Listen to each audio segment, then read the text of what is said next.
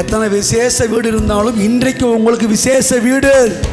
ஐயா தட்டுங்க, இதுதாங்க இன்னைக்கு. ஹல்லேலூயா.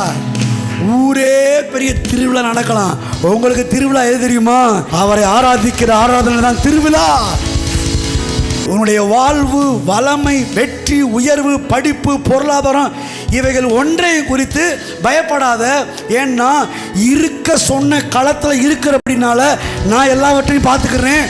உனக்கு வேண்டியதை எல்லாம் நான் செய்வேன்.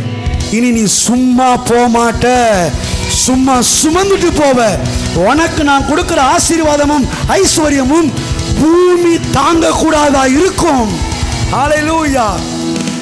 ஆபிரகாமை கர்த்தர் ஆசீர்வதிச்சதுனால ஆபிரகாமும் லோத்தும் ஒருமித்து வாசம் பண்ண முடியாதபடிக்கு பூமி தாங்க கூடாதா இருந்துச்சு.